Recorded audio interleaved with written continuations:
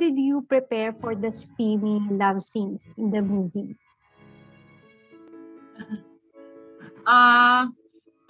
Pag kasi mga love scenes na ganyan, kailangan talaga pinapag-usapan beforehand ng madaming gusto with Direk, with Sir Albert. So, matagal-tagal na usapan yan. Tapos, hinahanda ko rin yung sarili ko mentally, emotionally for scenes like that. And sobrang ginaya, very, very true to the adaptation kasi kami. Kaya parang kailangan yung scene na yun. Well, you're the lady of the hour. This is your launching movie. May I ask you lang, ano yung nadama mong suporta? Kina Albert, kina Jane, and the other cast. At anong gusto mong ipagpasalamat sa kanila, no, na naitawid mo tong role na to? Did they help you portray this role? Kylie? Sobrang. I can't even believe and I can't even begin to explain how grateful I am to have a supporting cast like this or a cast like this. Parang yung makasama ko lang po si Miss Jacqueline and si Kuya Albert, si Luis na rin, si Miss Alma Moreno. Sobrang parang wow, nakakataba ng puso, and the more na mas gusto kong i-prepare yung sarili ko for a movie like this kasi alam ko na ganun yung mga actors who I'm surrounded with. So, forever, eternally grateful po. It's such an honor talaga to be acting alongside you. Hindi nyo lang alam, pero sobrang kinikilig ako every time may scene ako kay Miss Jacqueline. Sinasabi ko talaga sa handler, sa makeup artist ko, uy, picturean mo yan, bilisan mo.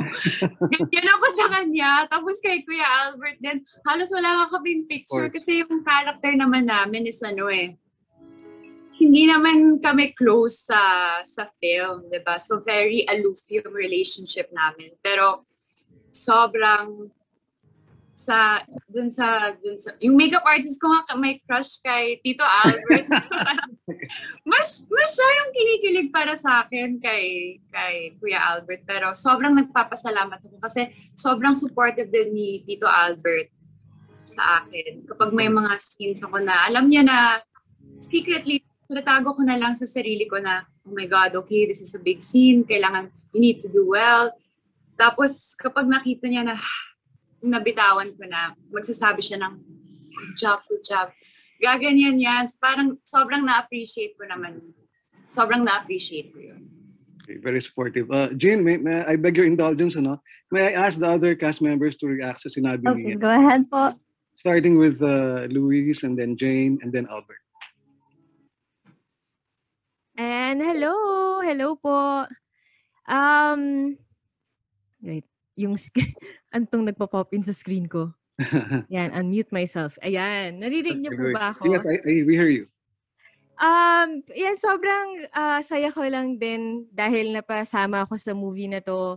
And yun nga po, katulad ng sinabi ni Kylie, sobrang ang bigat ng cast na to. And yung emotion na kailangan for the movie, masyado din mabigat. Kaya kudos to Direk Roman dahil na-handle niya ng maayos lahat ng mabibigat na scene. Dahil siguro may isang araw lang kami na parang, alam mo yung mga scenes na in passing lang na hindi ganun kabibigat. Pero the rest, lahat ng lock-in tapings namin, oh my God, sobrang ang bibigat emotionally and physically. So yan, and sobrang thankful lang din ako sa Viva dahil binigay nila sa akin tong role na to na sobrang iba din sa mga nagagawa ko before. And yung support ko from the cast na rin kay Kuya Albert na asawa ko dito sa movie. Sobrang kinabahan din ako dahil parang, oh my God, paano ko papantayin yung meron siyang atake na sobrang subtle pero may bigat. Ano yun? And si Tita Jane, ngayon ko lang ulit siya nakatrabaho, kaya sobrang saya ko din. And medyo wala din kayo masyadong scenes together, pero kapag meron, may impact and may bigat yung emosyon. Okay. Thank you, Luis. Thank you. Thank Miss you, Jane. Mario. So, thank you for the kind words, Kylie. I know this is your biggest break, so I wish you all the best and good luck sa movie. Good luck kay Direk Roman, to Ring, to Viva, to everyone. Sigurado ko na magugustuhan ng tao yung pelikula kasi ibang-iba yung timpla niya.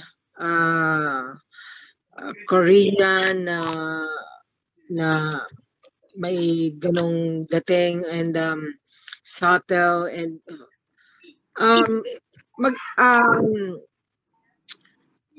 ano siya, interesting to watch. And thank you, Kylie, for the kind words. Okay. Albert, finally, forever grateful daw, sige Kylie sa'yo. As also Luis, no? Sa pag-alalim mo Hey, sa well, siguro matatawag ko itong project na to as ensemble performance. Lahat kami nag-jive into the character. Lahat kami nagkaroon ng kanya-kanyang personang klaro. And I believe it will not work kung hindi ganong klase yung situation, hindi ganong klase yung cooperation, hindi ganong klase yung atake ng bawat isa. So I'm very, very happy because it made it so easy for me para ma-portray yung character. Ang mahirap pa sa ganung klaseng adaptation, you will be compared to the original. And as much as possible, we want to surpass that. At the same time, hindi naman kami sabihin na mas magandang isa ang pangit ng amin. So it was a tall order and kami ni Direk Roman, palagi kami nagko-conference regarding dito, regarding sa mga eksena gagawin namin. Matagal kami, sabi nga ni Kylie, matagal kami usap sa mga sitwasyon. So gumawa kami ng choreography na perfecto para maging enticing, sexy, and yet hindi siya bastos.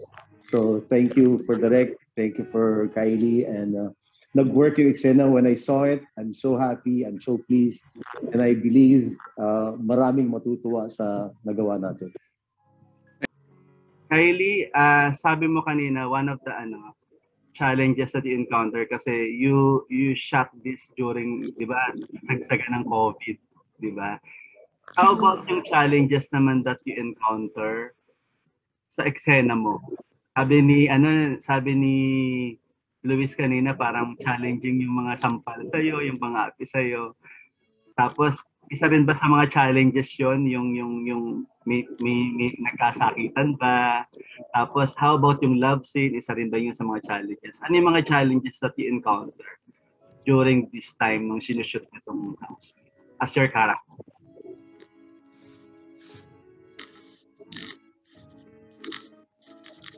Thank you po. Parang lahat po naging challenge para sa akin. Parang the intimate scenes, I was just so grateful na sobrang na-direct kami and na-brief din kami na maigi. And na si Kuya Albert din yung kasama ko. So safe naman ako doon. Yun yung gusto ko talaga maramdaman with the scene partner and with the director na safe ako sa project na to. So yun naman yung naparamdam nila sa akin. Dun sa sampal, sakit talaga siya pero kailangan din siya. Kailangan din yun ng character ko eh. Actually, mas gusto ko nga yun na nararamdaman ko kaysa sa Daya lang. Kasi para mas I get to physicalize yung pain na nararamdaman ng character ko. Mabigat talaga po siya. Masasabi ko lang na nakakatulong na separate kami ng tense, so hindi talaga kami nag-uusap-usap ng kahit kanino. Kapag nasa set na lang kami nakikipag-usap. Tapos, quiet lang kasi yung set eh. So, it really helped na my advantage. Pati nga yung makeup artist ko, kapag masyado siyang maingay, kaya sabihin ko siya na, huwag ka nang maingay please, or huwag mo na ako kausapin ngayon kasi nagpe-prepare na ako para sa mga eksena. At kailangan prepared ka lagi for this project. And then I think I prepared siguro mga 6 months to 1 year for this. Mabigat talaga siya. Sabi mo kanina sa trailer, sasamahan mo ba ako? Ang tanong ko, saan ka namin sasamahan at bakit kailangan ka namin samahan sa pelikulang ito? At saka, sa palagay mo, sasamahan ka ba ni Jake para panoorin ang movie na to? At nagpapaalam ka ba sa kanya pag may mga love scene kayo? Yun. Thank you. Yung gusto ko lang po magpasalamat kay Kuya Albert for all the kind words he gave. Sobrang thank you po, Kuya Albert. Samahan niyo kami dahil sobrang iba yung pelikula na to. And gaya ng sabi ko kanina, for me, it might be even better than the 2010 version dahil nga sa direction ni Devon. And with regards to Jake po, I really consider him as my mentor. Sa kanya ako pumupunta kapag may mga advice ako. And minsan nga, siya yung tinuturing ko talaga na acting coach. So din yung isa sa mga tao na convince sa akin na gawin mo yan, magandang project yan. And for sure, sasamahan niya talaga ako na panoorin ito. Kasi sobrang supportive talaga ni Jake sa career ko. Kananood ko lang po kasi nung 2010 Korean film, yung version. Napaka-interesting ng mga characters. Tapos sobrang wild nung ginawa ng Korean counterpart mo. Pagdating sa'yo, gaano ka wild yung mga ginawa mo para dito? Saka kunin ko na rin yung feedback ni Direk Roman tungkol dito. Wild pa rin siya, nagawa naman natin lahat, pero syempre as an actress, I still have a few restrictions. So, nagawa namin lahat ng scenes. May mga hindi lang kami nagawa per scene, pero yung essence ng scene at yung point ng scene at yung lesson ng scene, nagawa namin lahat. Same lang siya. And Pero mas Direk? version na Derek. Okay, there you have it. And Direk, let us hear your opinion about this. Okay. Hi, Matt. Ako, Shara Lovers. Hi. Salamat. Una, tama si Kylie, no? Walang habas naman namin ginawa. Sabi ko nga, napaka-loyal ng Housemaid Filipino adaptation. Pero syempre, meron tayong sariling style, may sarili tayong flavor, no? Napakatapang naman ni Kylie ginawa natin yun, no? Talagang pin-repair namin siya para dito. Pin-repair naman niya, sobrang nag-prepare din si Kylie para dito. Matapang yung pelikula. Feeling ko mas iaangat ko sa pedestal yung Filipino actors Kasi kung napanood mo recently yung 2010, ako opinion ko to, mas magaling si William kaysa sa Korean actor. Mas magaling mas magaling yung Pinoy actors when it comes to nuances. Kasi ang Korean style talaga, sobrang quiet nila no? Sobrang quiet, sobrang subtle na mga acting. Nagawa natin yun. Pero kasi ang lakas din nung mga artista nating Pinoy, no? Nakaya naman talaga nating gumawa ng mga ganito opinion ko nga, mas magaling yung ensemble na to. Mas magaling ensemble na to. Wala lang dito yung little girl, si Elia Ilano, napakahusay ng batang yon. Napakahusay niya. Kasi nakita ko din yung bata doon sa 2010.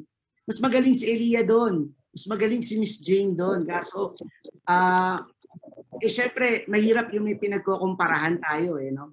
Ay, napanood ko yung 2010 ganito. Napanood ko yung 1950s ganito. Kaya dapat talaga panuorin nyo to nang hindi kayo nanood ng dalawang version na yon. Iba yung Pinoy version.